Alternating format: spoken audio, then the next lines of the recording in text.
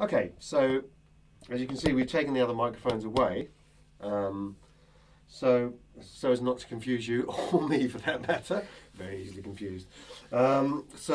Musician, guitar player, bag, you know. Let's go no further. This is the dynamic microphone. This is a 421.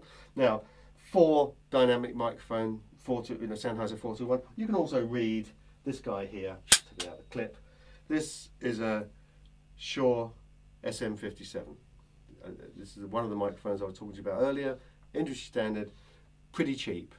Most people can afford that, and it's more than adequate for miking up electric guitar. Okay, I've got this one out because it looks a bit posher, but you know what I'm about to say will work for both these microphones. Okay, so if your environment is not friendly, i.e., if it's not a good acoustic space, it's a bit it's a bit echoey and all the rest of it, get the microphone to what we call eat the speaker. I mean, literally slam it as close to the speaker as you can. Find out where the speaker is. I might sound a bit daft, but find out where the speaker is. I mean, this actually has an offset speaker. It's 112, and it's over here. You see? Now, if I was miking it over here, it wouldn't be very good. So you do have to move the microphone to where the speaker is. You've got two speakers. One speaker, 9 times out of 10, will sound better than another. There's not much in it, but see if you can discern which one sounds better. If they both sound the same to you, then fine. You can do whichever one is easier for you to mic.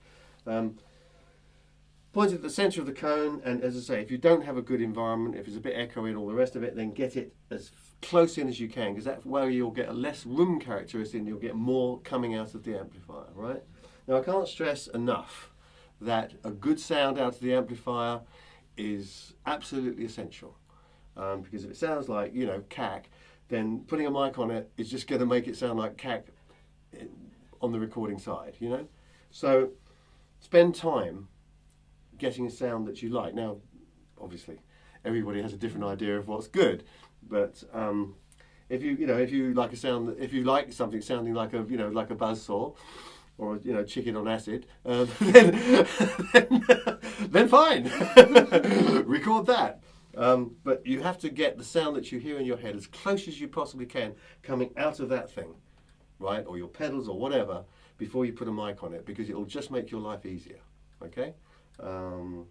So if you've got an environment that is more friendly, like a controlled space or a living room. Living rooms are great for recording electric guitars because lots of soft furniture doesn't bounce around too much. So experiment. You can bring the mic off a bit. You can bring it off to about 1 foot, 8 inches. You can bring it away a bit. So you do get a little bit of room coming into it. And that's going to be quite nice. All right?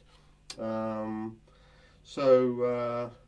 think that's it for this stage of this talk.